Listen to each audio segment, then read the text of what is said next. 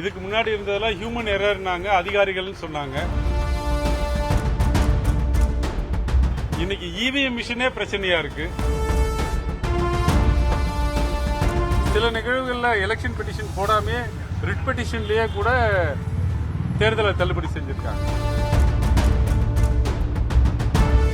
கொளத்தூர் தொகுதியினுடைய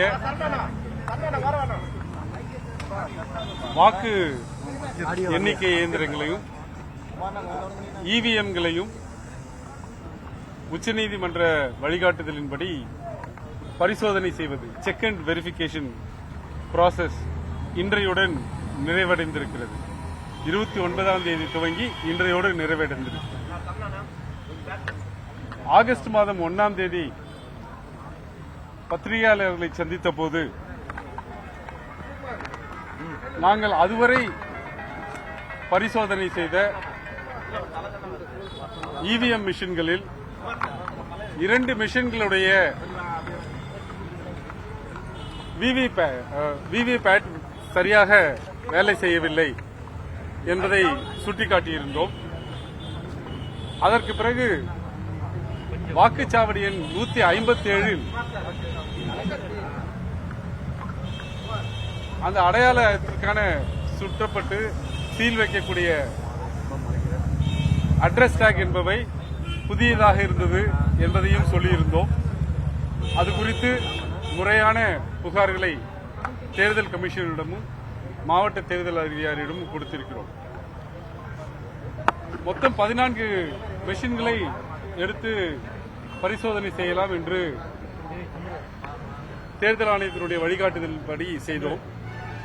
அதில் ஏறக்குறைய அன்றைக்கு சொன்னது போல 4 மெஷின்களை தவிர மற்றும் 2 மெஷின்களிலும் சின்ன சின்ன பிரச்சனைகள் இருந்ததால் தேர்தல் ஆணையத்திலிருந்து எங்களுக்கு வேறு ஏதாவது 6 வாக்குச்சாவடிகளுடைய மெஷின்களை பரிசோதனைக்கு எடுத்துக்கொள்ள வேண்டும் என்று கேட்டார்கள். இது சட்டப்பூர்வமான நடவடிக்கை என்பதால் மற்ற 6 வாக்குச்சாவடிகளை நாங்கள் தேர்ந்தெடுத்து கொடுத்தோம். அதில் ஒரு வாக்குச்சாவடி எண் 208 நான் ஏற்கனவே சொன்னது போல நோட்டா உட்பட கொளத்தூரில் போட்டியிட்டது 36 பேர். எனவே 3 பேலட் யூனிட் இருக்கும், 3 வாக்கு செலுத்தும் கருவிகள் இருக்கும். அதில் திராவிட முன்னேற்ற கழக தலைவர் மாண்புமிகு முன்னாள் முதல்வர் அவர்களுடைய பெயரும் சின்னமும் முதல் பேலட் யூனிட்டிலேயே இருக்கும். ஏன்னா அங்கீகரிக்கப்பட்ட அரசியல் கட்சி என்பதால் முதல் பேலட் யூனிட்டிலேயே இருக்கும். இன்றைக்கு 208வது வாக்குச்சாவடியை எடுத்து பார்த்தபோது இந்த முறையில் என்ன பண்ணுவாங்க, செக்கிங் அண்ட் வெரிஃபிகேஷன்ல அது 2 கட்டமானது. முதல்ல அது கரெக்டான ப்ராப்பர் கஸ்டடியிலிருந்து வந்தது அப்படின்னு எடுத்து சொல்லுவாங்க. அப்புறம் மெஷினை ஆன் பண்ணிட்டு அந்த கண்ட்ரோல் யூனிட் இருக்குல்லையா, அதை வாக்கு எண்ணிக்கைக்கு எடுத்துக்கொள்ளப்படும் கண்ட்ரோல் யூனிட்ல ஒரு பட்டன் அழுத்தினாங்கன்னா பேலட் யூனிட் 3ஐயும் விவிபேட்டையும் அது ரெகக்னைஸ் பண்ணணும். ரெகக்னைஸ் பண்ணி டிடெக்ட் பண்ணி ரெகக்னைஸ் பண்ணி அக்செப்ட் பண்ணணும். அக்செப்ட் பண்ணி அந்த கண்ட்ரோல் யூனிட்லயே சொல்லும் pallet unit 1 recognised accepted, pallet unit 2 recognised accepted அப்படின்னு சொல்லிக்கிட்டே வரும். அந்த திரையில வந்துகிட்டே இருக்கும். இன்றைக்கு அதுபோல் எடுத்துக்கொண்ட போது மாண்புமிகு முன்னாள் முதல்வர் அவருடைய பெயர் இருந்திருக்கக்கூடிய அந்த பேலட் யூனிட் ரெகக்னைஸ் செய்யப்படவில்லை. அந்த மிஷின் கண்ட்ரோல் யூனிட்ல, அதாவது வாக்கு பதிவாகும் இயந்திரம் வாக்கு செலுத்தும் இயந்திரத்தை ரெகக்னைஸே செய்யல.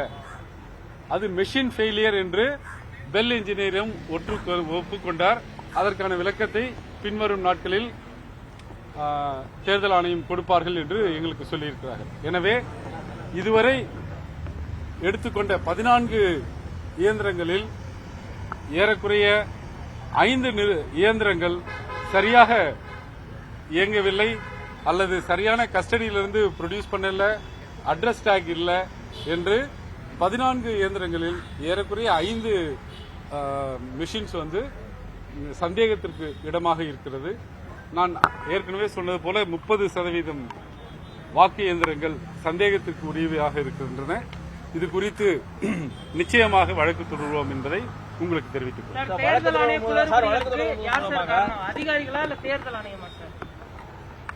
முதல்ல இதுக்கு முன்னாடி இருந்ததெல்லாம் ஹியூமன் எரர்னாங்க, அதிகாரிகள் சொன்னாங்க.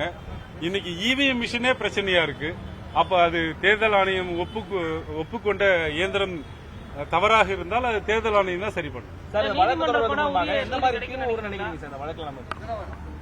இது இந்தியாவில் ஒரு முதல் வழக்காக இருக்கும். அதனால இதனுடைய போக்கை தான் பார்க்கணும். அது பிறகு அந்த வெற்றி வாய்ப்பு மாற்றப்படுமா, இல்ல வெற்றி வாய்ப்புக்கு மாறுவதற்கான காரணம் இருக்கா, இல்ல அதுல ஏதாவது சில நிகழ்வுகளில் எலெக்ஷன் பெட்டிஷன் போடாமே ரிட் பெட்டிஷன்லயே கூட தேர்தலை தள்ளுபடி செஞ்சிருக்காங்க. அது போன்ற ஒரு சூழ்நிலை உருவாகலாம். தேர்தல் தள்ளுபடி ஆகும்னு நினைக்கிறீங்க அந்த குளத்தூர் தொகுதிக்கு? சட்டப்படி அது அப்படிதான் ஆகணும். அந்த ஒரு தொகுதியில மட்டும் தான் அப்படி இருக்கா, இல்ல மற்ற தொகுதியில? மற்ற தொகுதியில நாங்க பார்வைக்கு எடுத்துக்கல. அன்னைக்கு நான் சொன்ன மாதிரி காஞ்சிபுரத்துல ஒரு மெஷின் வந்து ரெகனைஸ் ஆகல. உத்திரமேரூர்ல காஞ்சிபுரம் மாவட்டத்தில் ராஜபாளையம் தொகுதியில வந்து 2 இவிஎம் மிஷின்ல ஏஜென்ட் கையெழுத்து போடக்கூடிய டேக் இல்ல. அதையும் புகார் கொடுத்துருக்கோம். தேங்க்யூ.